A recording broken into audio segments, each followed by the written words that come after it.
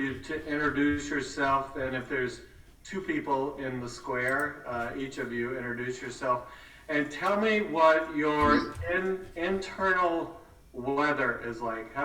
What's your internal weather forecast?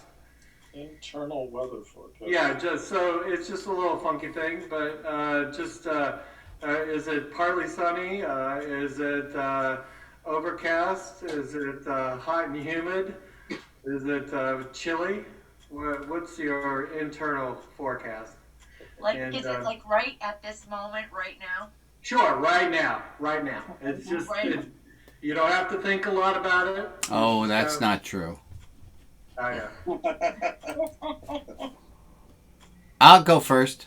I'm Brian, Rabbi, any of those. My internal temperature is at this moment is flippin' excited because I love meeting people, and I just heard the comedian Gary Goldman say that every one-man show should be called "Look, Mom," and I feel like having a book talk about my book is kind of about as big ego as I could get. So it's like, hey, look, Mom. So I'm very excited. This is really fun for me.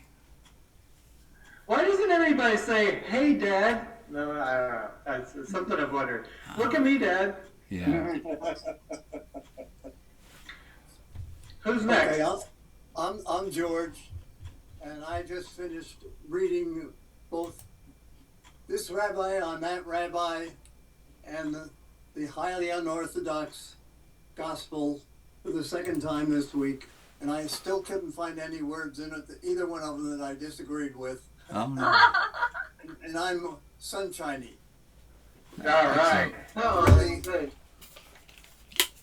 Thank you, George. I'll go next. I'm Christine, and I am looking forward to tonight. I'm cloudy with the sun peeking through. Lovely. I love it. I can go. Oops. Can you hear me? Yeah. Okay. So I'm kind of like right at this moment. I am peeking into the sunshine because I'm relaxing. I just had kind of a rough afternoon at my part-time job, and I just kind of am like, I need something new to think about right now. So this is good.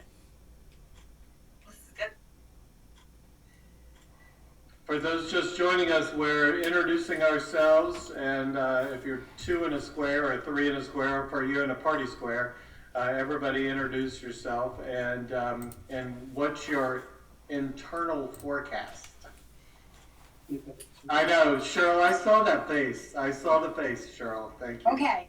All right. Well, I'm thinking Jim and I are obviously in bed together. You can tell. You've been doing that for decades, haven't you? Yeah, we're on vacation. I just thought we'd pop in. And my internal forecast is, you go first. Okay, it's sunny and we're looking to getting home soon. Yeah. Okay. Yeah. It's optimistic too, right? Yeah. Right. Better word. Yeah. I'm Jim Purdy, and I'm probably sunny. Probably sunny. Hoping for some rain coming through in the next few days, but that's not a bad thing. Nice. All right. Let's see, Brad and Kelly. Tom, and I would go along with Sunny. Go. Okay. Sunny and Moon's good, yep. Okay. Thank you, Tom. Thank you, Sue. Brad and Kelly. Speak loud. And my temperature is sunny because I'm excited about the challenges of this book. Okay. And Kelly, and internal temperature stuff right now is pretty stormy, but looking towards some clearing. Nice. Thank you. Chuck and So Elaine. I can go. Go, Julie. Okay, go ahead, Julie. Yep. Hi, I'm Julie. And I would say it's pretty sunny where I am. And Rabbi Brian, there's a lot in your book I didn't quite get, Okay. but I'm ruminating about all of it, and I'm excited to hear what you have to say tonight. Great.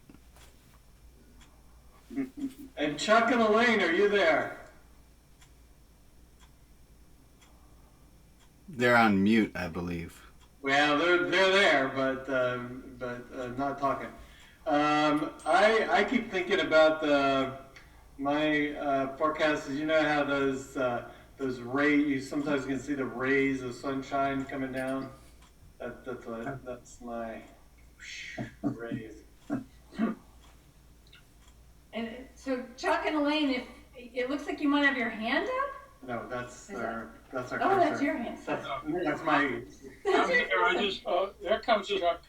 I just turned on my audio. I want to apologize to everybody because I'm waiting for an important call from my son, and I may bail at any moment. So, Good. Okay.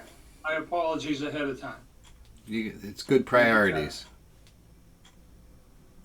He is my priority. And I'm Michelle, and I would say my forecast is pretty stormy at work, but it's super sunny right now because I absolutely adored your book, Rabbi Brian, and was like so over the moon. I was like, oh, like we're gonna get to talk to him. Like, so anyway, that's my energy for this. Yay! All right, so I'm kind of loosely moderating this, but it's going to, if it can be a free-flowing conversation, that's what we're going for. Hi, Susan, welcome. Hi, thank you. She's loud. I'm sorry, I was looking up something from Ann Sexton, and I forgot to look at the time. Okay, well, you're here now. Good. So the first question we're going to throw out is, what is the biggest takeaway you got from the book? What's the biggest takeaway? That you can be a Jew and not believe in God. I never knew that. All right. I think you could be Christian and not believe in God too. Yeah. Really? Yeah. Why You not? didn't say that. You only said a Jew. I'm going to come out with a second edition.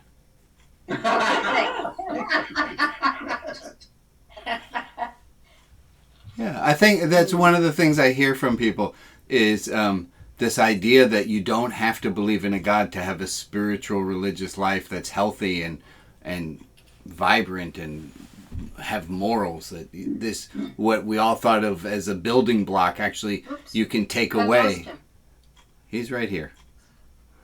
You can take away this building block and the whole building floats. It's amazing. I thought it was really great to just have a regular conversation about some kind of spiritual power, just as a regular conversation. It was like very.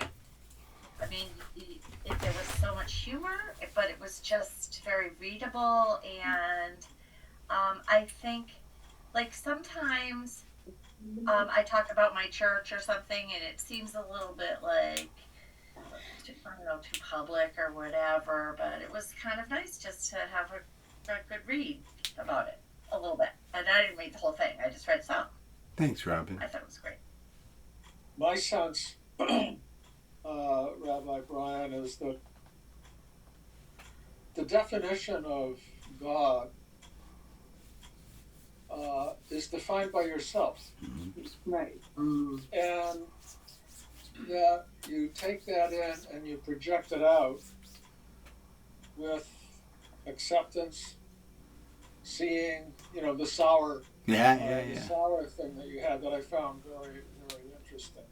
One day, I'll just be real quick. One day I was walking on the beach with my then 8-year-old grandson.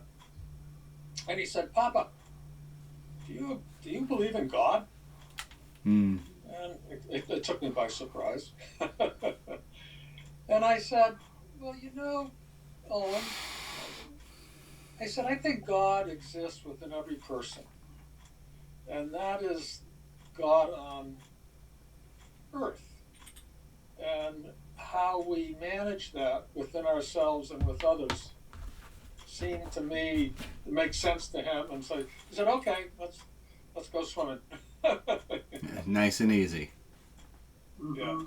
Love it. Thank you, James. There's George here. Oh, I George. think the thing, your whole book came down to me is in the one thing that I remember in the whole book that you put in very large print was, if I ask you, do you believe in God? I don't care what you answer. But if I ask you, how did you treat the last 5 people you met? I care a lot. And when I read that, I didn't think you meant, are you an atheist or not? I didn't get that, what you meant. And, and I, just today, I reread this rabbi on that rabbi, which is how I first got introduced to you, and I think it was through progressive Christianity that I learned about you.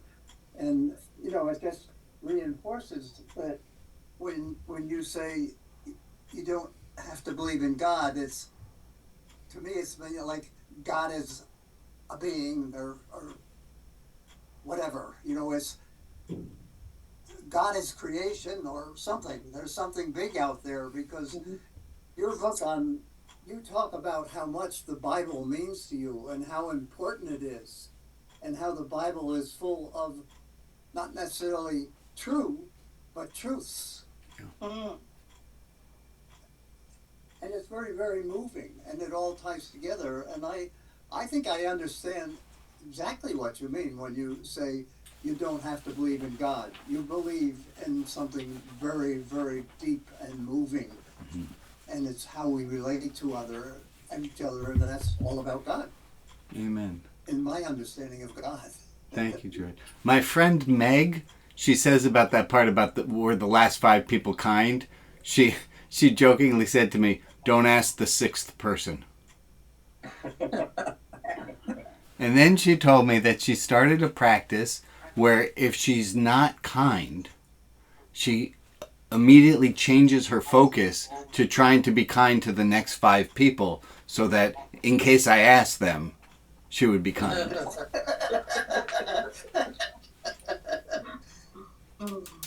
I think that was one of my biggest takeaways from the book, was that, and it seems so simple, but as we go through life, and as I go through life, and as I change and age and grow, and I need that reminder. As much as I like to think I'm an intelligent person, and I have all the understanding, and I follow Sufism, and I practice Sufism, and yet something so fundamental of kindness. That was my biggest takeaway, was that I need a constant reminder to be kind, because as I start to look at being nice to people, like that's what life is all about. It's like that's how you interact with people in a higher way. And it's not about talking about the Bible, or do they believe in God, or because you can go off on a wrong tangent in those conversations. But kindness is love. And it all goes down to love. Right, and then I posted it in my office. Number 1, kindness. Number 2, God. And I tell people, when we're done talking about number 1, we can talk about number 2, but we're not done yet. Mm-hmm. I love that. Yeah. Yeah, I think kindness too, number 1, but because that's my motto, kindness matters. That's my philosophy. But I've been friends with God for so long. I ain't given up on him, because when there's nobody else, he's there. And I say he, but lately I think it's probably a she. I've got on good authority that God goes by they them pronouns. Yeah, there you go. So, but anyway, in good times and in bad times and whatever's going on in my life or in my family, she is where I go. That's the person I go to in my mind. Yeah. And then I feel safe there. Good, Cheryl. But I do try to, even though Christine will validate this, I really do try to be kind and to everybody. Good. You know, that and I get a lot of joy out of being kind and giving and yeah, I do. So I'm with you there. Thank you. I can turn to friends for, who I think are good to ask about certain things, but God's available 24/7. That's right. And so and he's been very good to me, so there'll be many times when I will look to God. Mm-hmm. Thank you, Tom. I call him a he, so I do call him.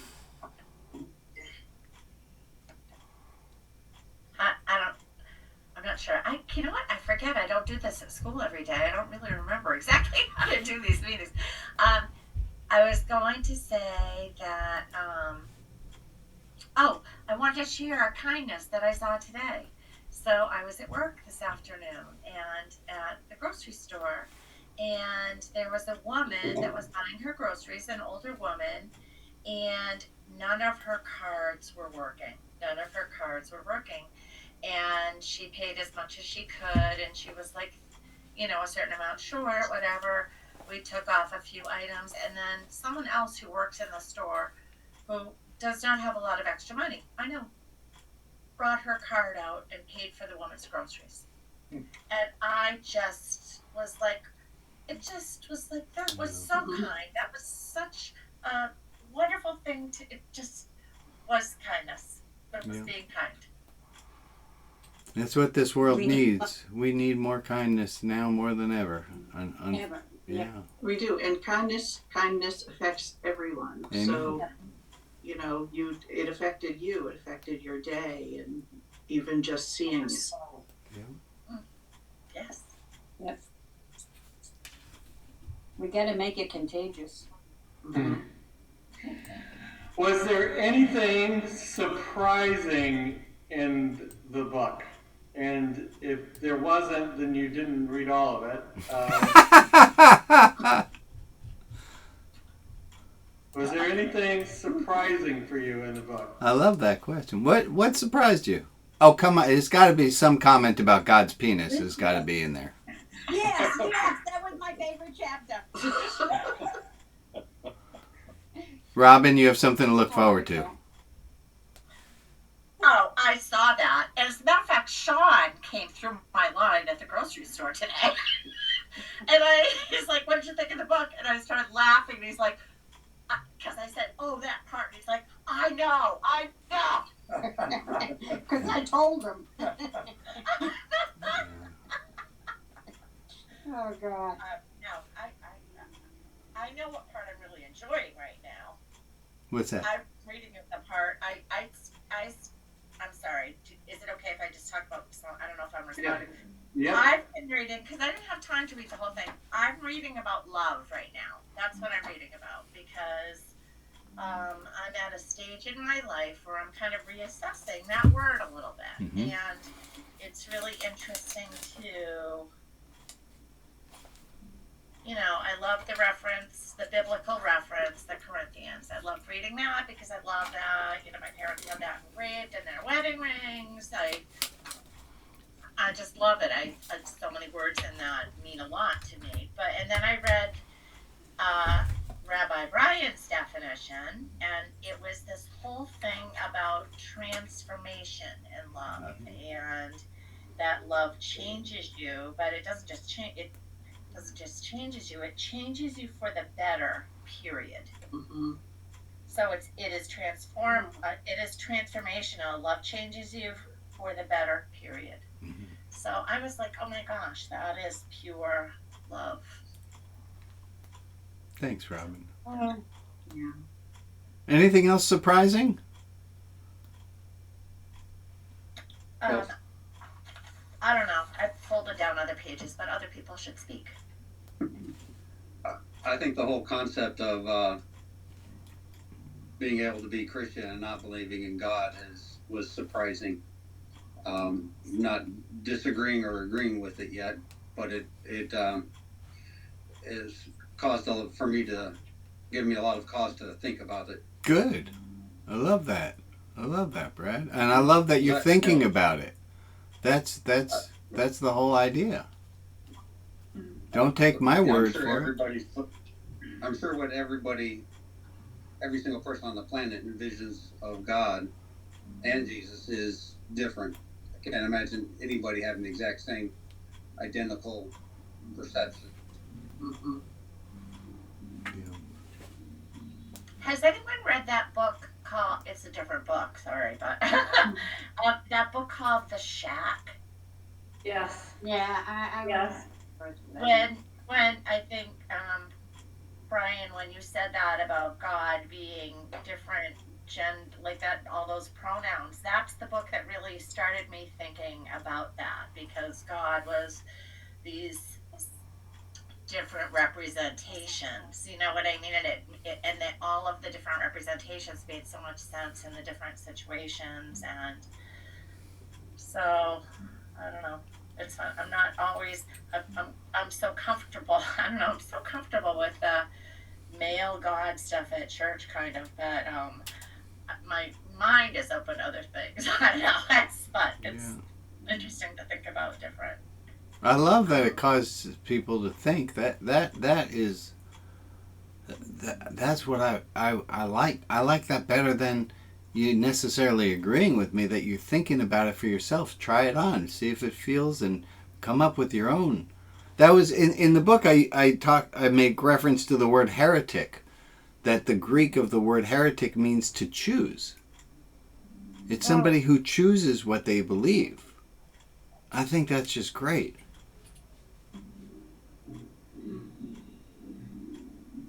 I would like to say at times that I'm accepting and open and maybe not loving, but trying to treat people with respect.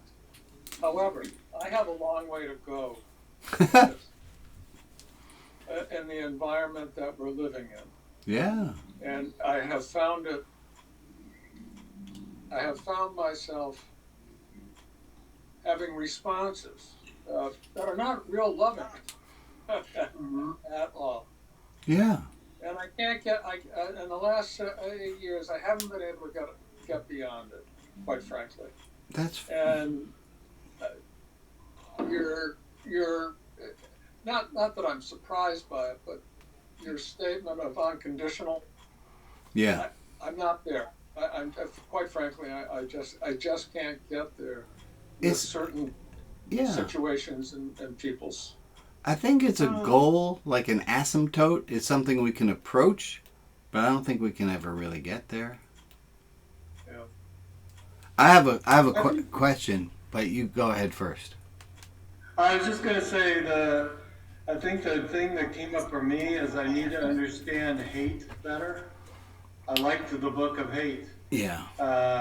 And the James Baldwin quote really grabbed me, and I feel like I need to understand hate's benefits, was the little paragraph.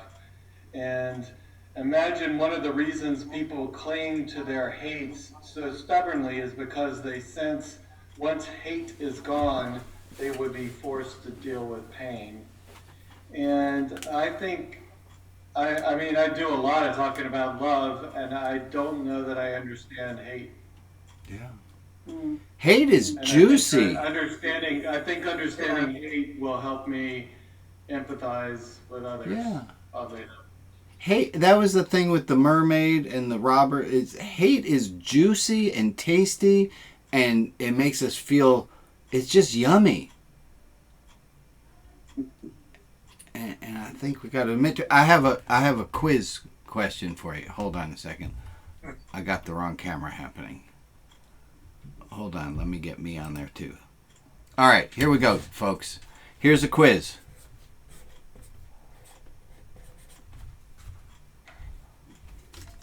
What was that? SAUR. Seeing, accepting, understanding, and responding. Right? That's it. That's love. That's what that stands for. That love is seeing, accepting, understanding, responding. If you need a quick guide to love. Oh, and it looks like I made 4 crucifixes right underneath it. That's interesting. Thank you. Who got all those answers? James, you get a prize. Ask Sean. He'll give you the prize later. Yeah. $5.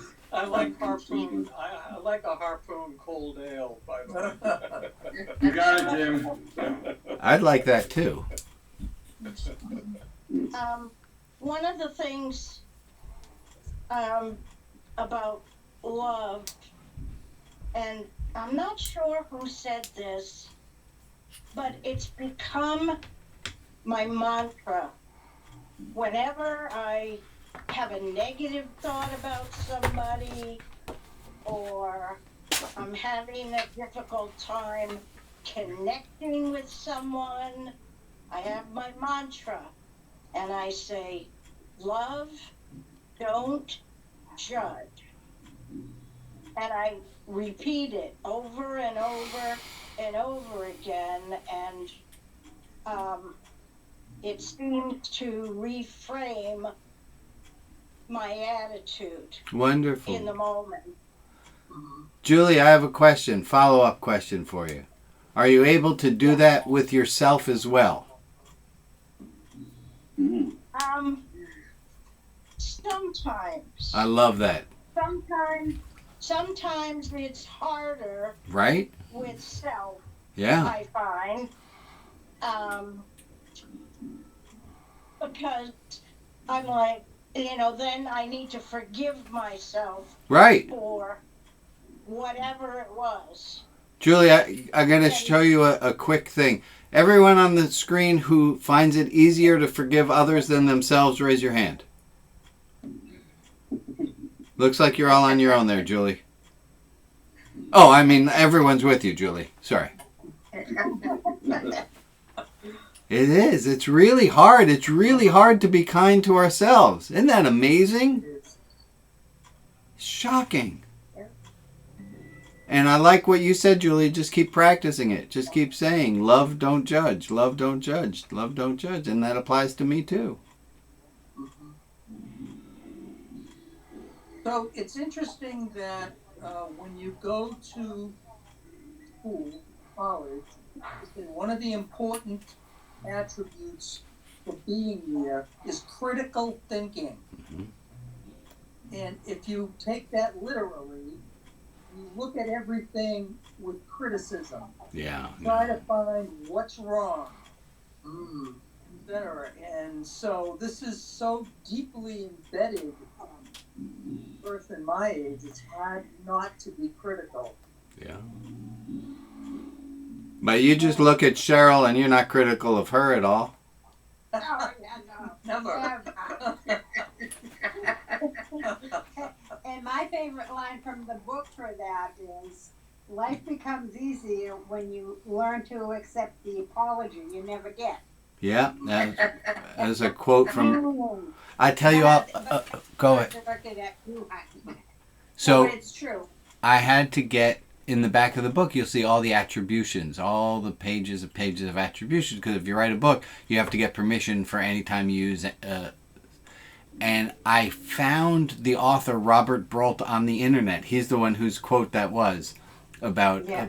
And I sent an email, like, random question if this actually reaches Robert Brault. And he responded. He said, please use it. Send me a copy of the book. And I sent him a copy, and he was so kind, and he read it, and he said he liked it. It made me very happy. There was going to be a quote from Maya Angelou in the book, but her people wanted $1 a copy of the book. And I was like, that quote's not going to make it in the book. Wow. Yeah. Yeah. How much money does one person need? Well, she doesn't need any anymore. That's what I'm saying. Yeah. Sean, you got more prompts for us there? I do. We'll keep on rolling here. 1 second.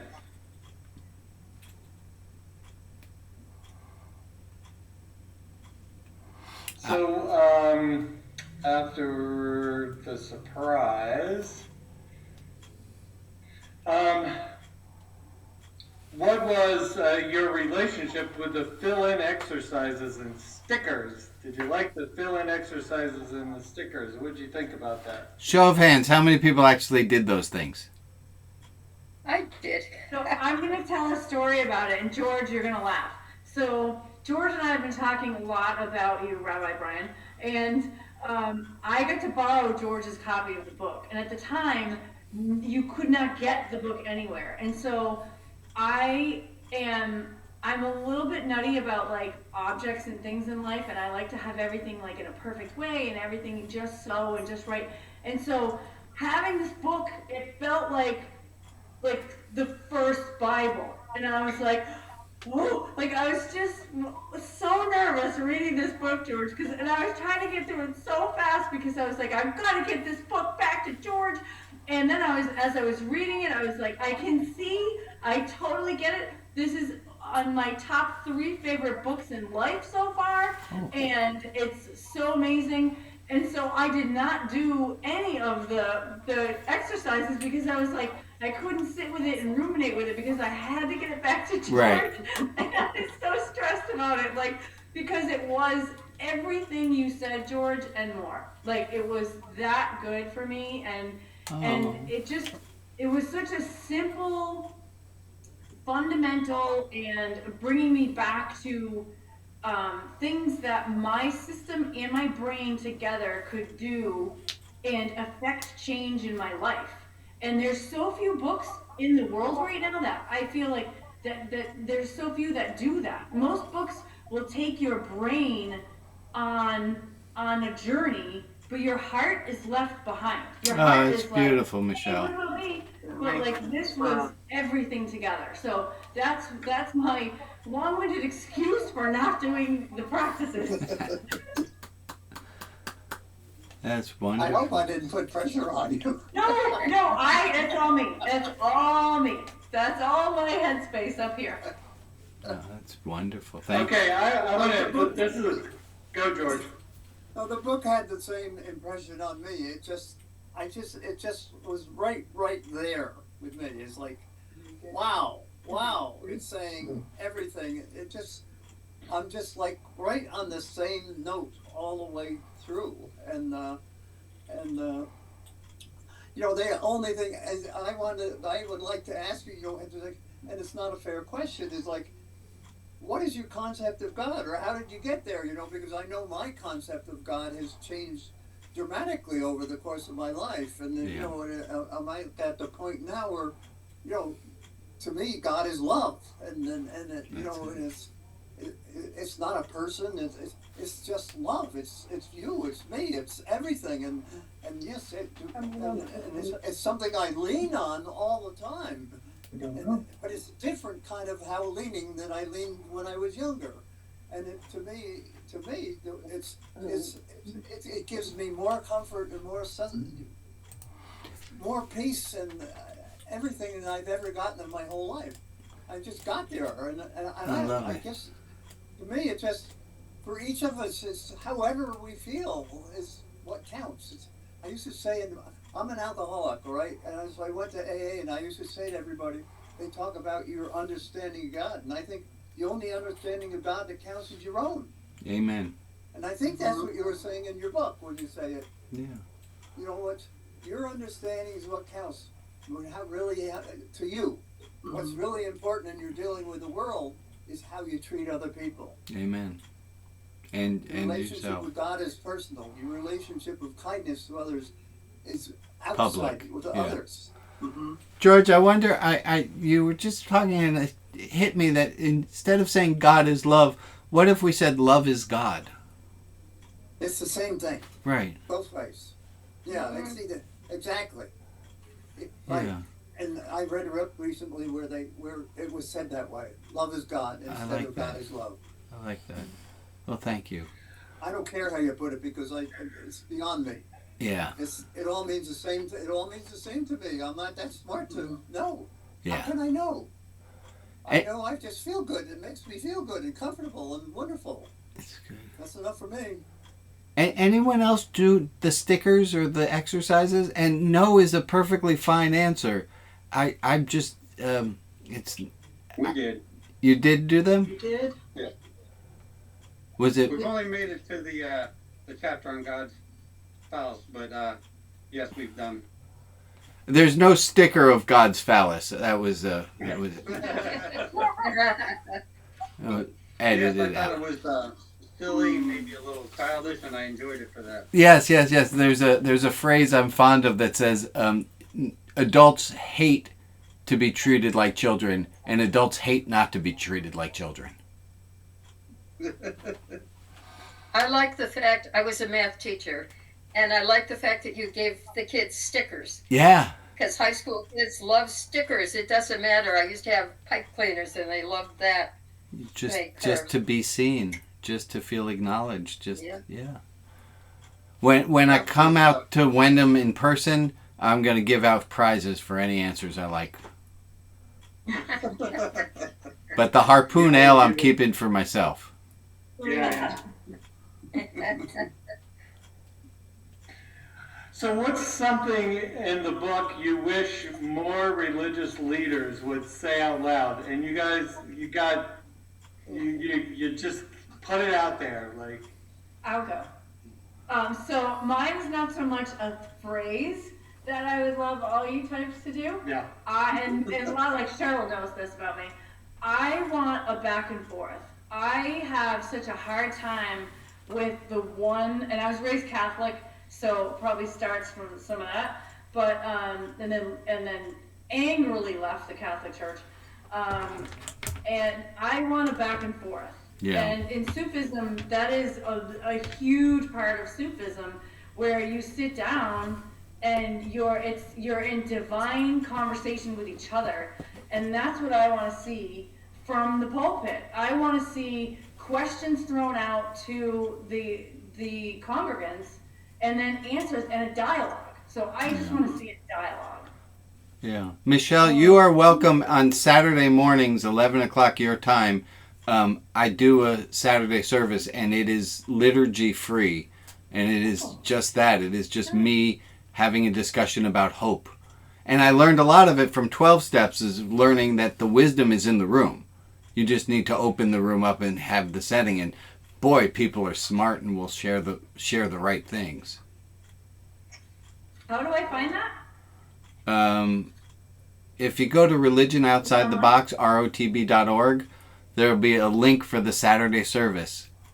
And if you follow that, you'll see us there. Great, thank you. But I would love to hear other answers, not just people who happen to be sleeping with the pastor.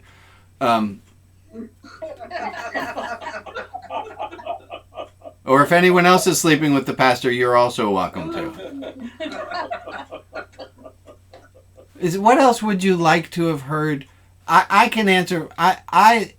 One of my favorite pieces that I wrote was an apology on behalf of organized religion.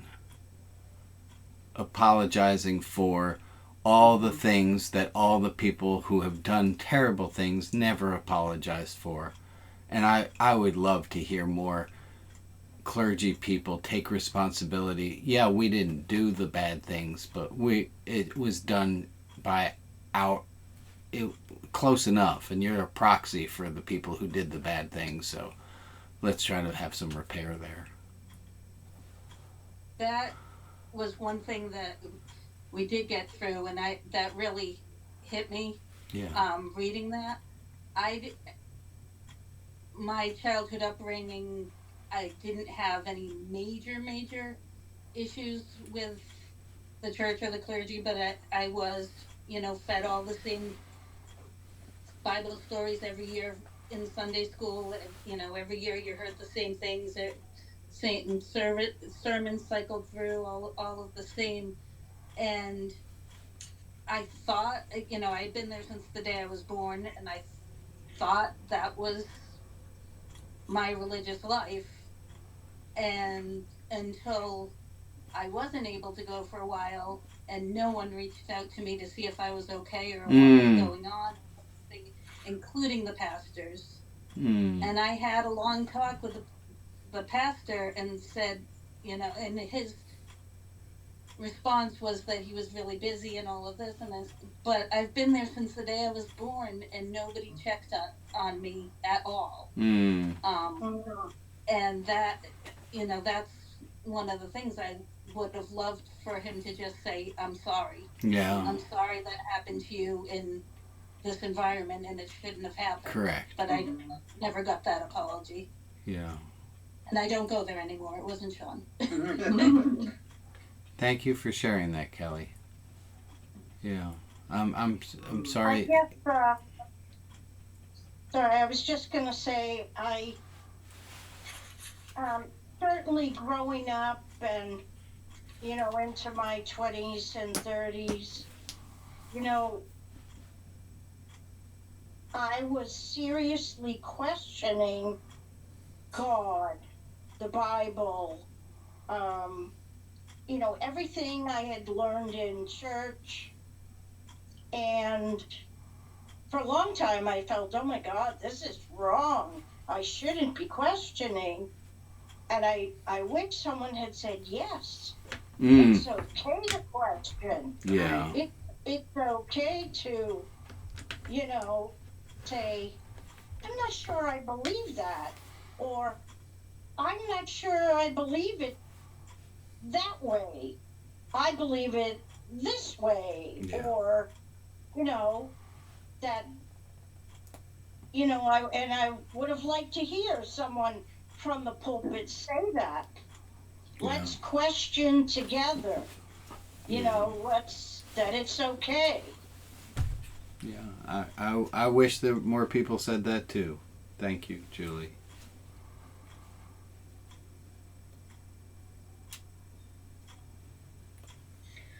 Is there a moment in the book where you felt deeply seen or could be both, deeply challenged? Deeply seen, deeply challenged.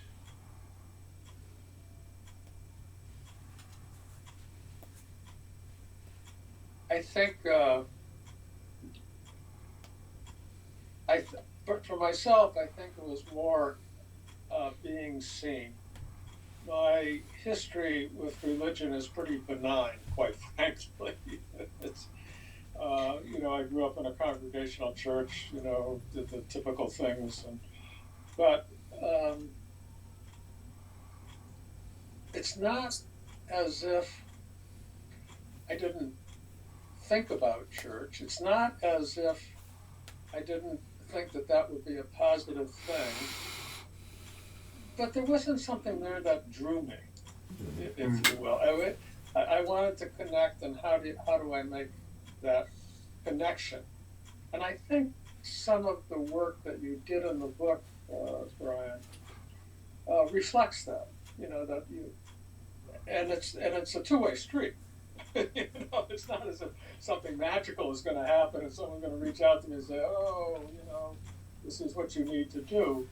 And I think it takes some time and understanding of yourself to reconnect and re-involve and just let it be, not let it unfold. Yeah. Let it unfold. Let it be, and try to go with it as best as you can, and take from it in a positive way as best as you can. Thank you, James. When I read that about wanting to be seen, that hit in relation to what I went through. Right. I was seen in the church that I went to, but when it came down to it, it was all superficial. Yeah. When I really needed to be seen, I wasn't. It's crushing. And, I've been I've moved to Salem. We're married now and attending the UCC church, and it's been hard for me. I'm to try and let myself be seen because of the hurt that I had where I thought I was seen. So it's hard for me to put myself out there now because I don't want to go through that again, but I know I need to grow from it and not just sit in it. Thank you, Kelly.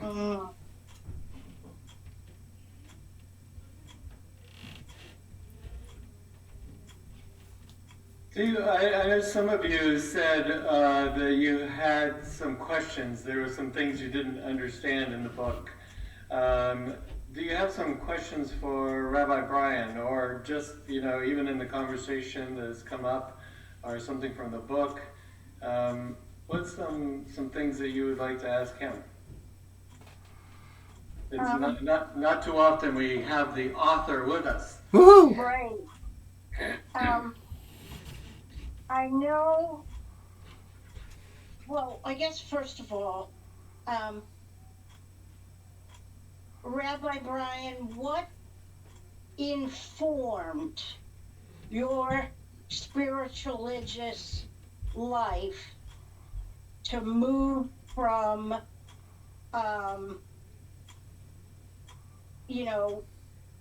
congregational, quote unquote, religion to your understanding of love, or love is God, that you portray in your book? How did you go through that? I'm not sure I quite understood that from the book. Yeah. I just did there are two ways of looking at the same thing. From the point of view of while I was doing it, it was just the next thing to do is what I did, and just following when I felt comfortable doing it, when I felt uncomfortable stopping doing something else. But so doing it didn't make any sense what I was doing. But looking back on it, it was like, oh, I get it. I did that because I needed to do this, so I needed to do that. It's much easier looking backwards. all I did was the same thing we all do, which is just trying to do the next thing. Yeah. So by example, I couldn't get a publisher. I couldn't get a publisher for this book, and I have a friend who's a literary agent, and she said to me, Brian, if you had gotten a publisher, they never would have let you write the book you wrote. Mm-hmm. They wouldn't let you put stickers in the book and a bookmark and God's dick and interactive exercise. They would never have done a book like you did. So looking at it from the past going forward, it was like, oh, this is such disappointment. This is awful, but I'm going to just keep doing the next thing. Looking backwards at it, it was like, oh, of course I didn't get a publisher for the book, so I could write it without being constrained. That being said, if any of you know a publisher, I think I'm ready.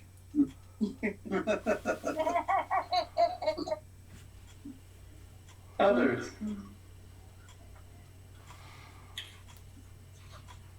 One question I have, which if this is here I was earlier loving simplicity, and now I'm going to ask like a technical question, but I struggle greatly with the Bible because I have just enough knowledge of linguistics to be dangerous.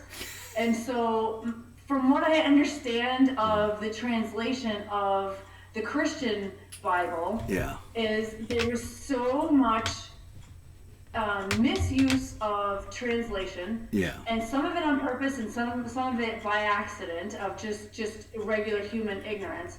But when you go from Aramaic all the way through to modern day English, when you start from A and you go to Z, you are so far off the mark. And Yeah. what really makes me crazy is when people quote stuff straight out of the Bible, and it doesn't.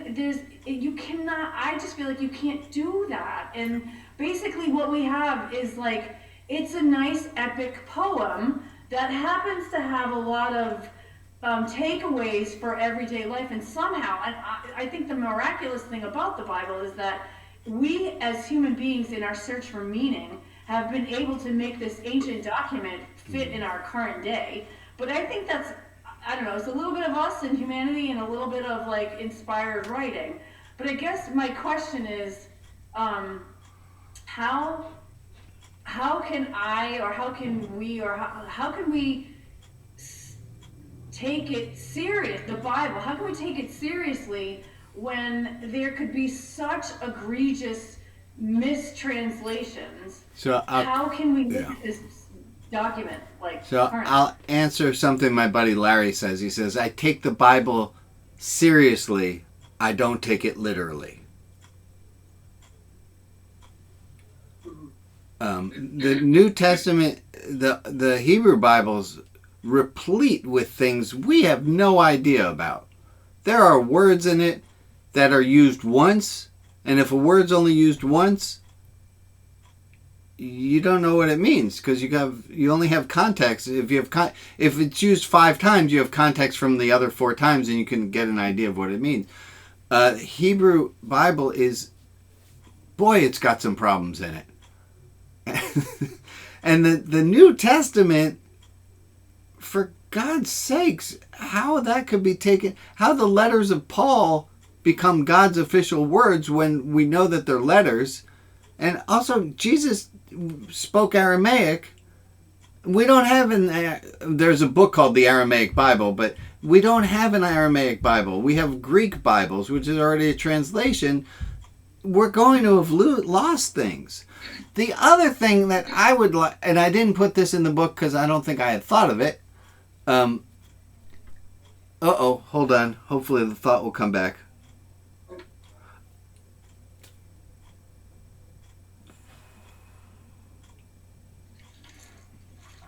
Oh, I lost the train of thought. I'm so sorry, Michelle. That the Bible... Oh, it was really going to be good, too. It was going to be brilliant. Oh, here it is. I got it. It came back boomeranged.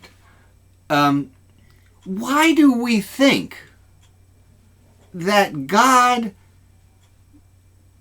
best communication with us was millennia ago, and it is better for us to understand God's intention by diving into the linguistic history of some of the words that we don't understand than just living with God right now and getting a sense of what we should be doing? Where did we get this crazy idea? Yes. Yay. More of that, please. All right, you do it. Go, George. I have a commercial for the rabbi. I would strongly suggest that you all read his article called This Rabbi on That Rabbi. And if you go to his website, Religion Outside the Box, and if you go to ROTB.org, Religion Outside the Box, ROTB.org, you can get this, and it explains about the Bible. I go through a bit of Christian New Testament. It's really to follow, and he explains a lot of this stuff and about the difference between true and truth, and it's really I thought it was extremely helpful. Thank you, George. Let me make it easier for people. If you put your email address in the chat, I'll send you an email, and I'll give you a link to the Saturday service, and I'll send you a newsletter that you can unsubscribe from, but it's a really fantastic newsletter. And then we can be in touch. And I get the newsletter several times a week, and there's all kinds of good stuff in there. Yeah. Rabbi Brian, I was curious, your book, just opens up the mystery of God. It's boundary breaking. It's just opening, expansive. And you're a math teacher, which has a definite, 4 plus 4 equals 8. Like, I'm just curious how those are integrated within you. So this, again, looking backwards at why I was doing what I was doing, I taught high school math to learn how to teach. Ah, got it. And I taught those students kindness. I taught those students compassion. There was a phrase I was fond of, which was, there's no lesson in algebra that shouldn't be interrupted for a lesson in humanity. Got it. A kid falls asleep in my class, I would say, if any of you wake that child up, you're going to answer to me. That kid is tired, they're sleeping, we are not going to shame them. Got it. And I learned, and also, once you've taught high school math, you can go to a congregation of 800 and stand in front of them, and you're not scared of anything anymore. Yeah. And the longer I taught in high school, the less math I did, and the more I taught about life. Yeah. And the more I taught about life, the more math we got done, which was counterintuitive, but makes sense. I love that. And I learned how to teach. And looking back at it that way, it's like, oh, I have a calling to teach kindness. Mm-hmm. Better have some experience teaching. Yep. And I never thought of myself as a math teacher. I thought of myself as somebody who taught math. Got it. It's a very fine distinction, but to me it mattered. I love it. I taught love. That's what I taught. My mother was a high school math teacher, and she had a very unique perspective on God as well. Good. Good. Well, we are. I wish I had you as a math teacher. Thanks, James.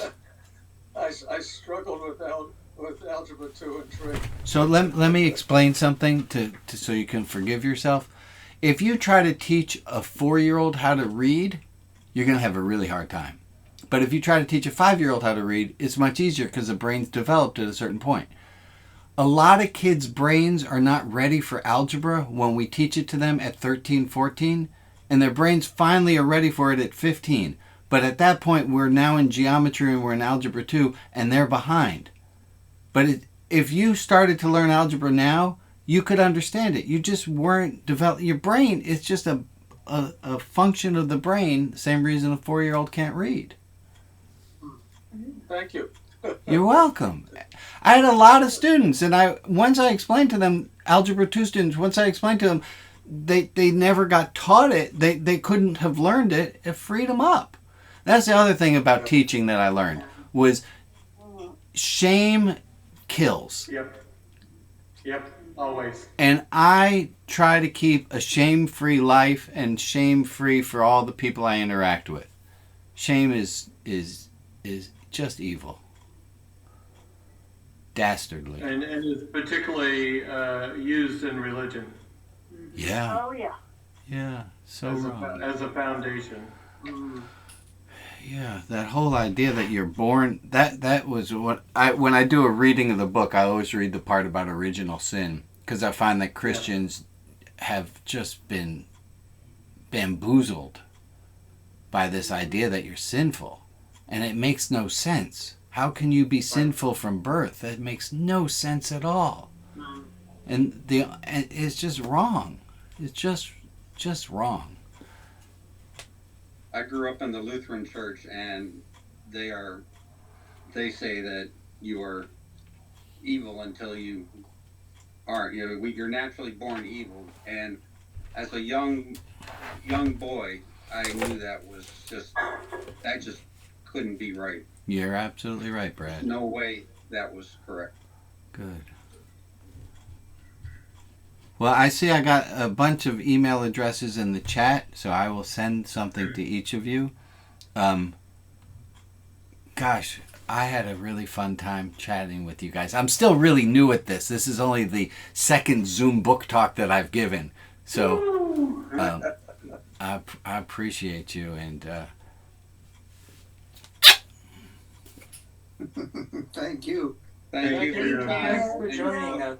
Thank you. Yeah. Thank you so much for your You're all time. very welcome. Oh, you all warmed my The book heart. was great. Thank you. Very interesting. Thank you. It Can't all... wait for the next one. No. You don't say that to somebody who just published a book. We don't say that. That's not nice. All right, I take it back then. I'll just think it. Thank you. Sean, thank you for moderating and hosting and inviting me. And George, so fabulous to see you. Yeah, it's really great to meet you. Yeah. Okay. Well, thank you so much, and we'll be in touch, Rabbi Brian. Excellent. Yeah. Bye, folks. Thank Okay. you. Bye. Bye, Thank you. Rabbi. Thank you. Thank Bye you. now. Thank you. Thank you. How do we get out of here now? Good night, everyone. Good night. How do you get into the chat? It's right on the bottom, Sue, go down to the very bottom. Yeah, it and I should hit pop up. yeah, And but you then hit what? that There's a little airplane on the bottom right, and that should send it. Bottom right. Little airplane. It says message to everyone on the right. And then on Yeah, so hit Put your hit address. that airplane. Yeah. Should I type? Oh, type here first. Yeah. Oh, And thanks. then a little arrow. Come on, Susan, you're a school teacher. I it know. means you're supposed to know everything. Right. Good. See you Sunday. If I had it to do over, I would know more for sure. Oh, wouldn't we all? Oh, I got you Reverend there, Brian. Susan. Are you still there? Yeah. Are you, when you go to a synagogue, do you go to the one across from Cooch Park in Portland? No. I've been there, Oh, but I I. know. I wanted to go in, but I didn't dare, thinking someone would not Oh. want me there. Oh, Susan, that's so far from the truth. And any synagogue you want to walk in, you can just walk right in and you tell them I sent you. Well, the Beverly Rabbi, she's very good. I've walked into hers, but somehow that seemed It's a very auspicious, very big place. yeah, it is. Yeah. Excellent. Susan, I got your email too. Oh, good. Good, thanks. Trying to get out of here. Did I get out? No, I did not get out. Oops. Oh, Reverend Brian, yes. did you read Chasing Hope yet? I have an article about it that I have not read yet. Uh-huh. You recommend it? I do. Thank you. I want to go to his town someday and meet him. Do it. Yamhill. Good. All right, folks, I'm going to run off. Yeah, thanks. Bye-bye. Yeah, Yeah, so much. thank you, George. Yes, thank you. I really, you're doing this, and I meant it when I said I couldn't find a word I disagree with. Really. That means a lot to me, George. Thank you so much. I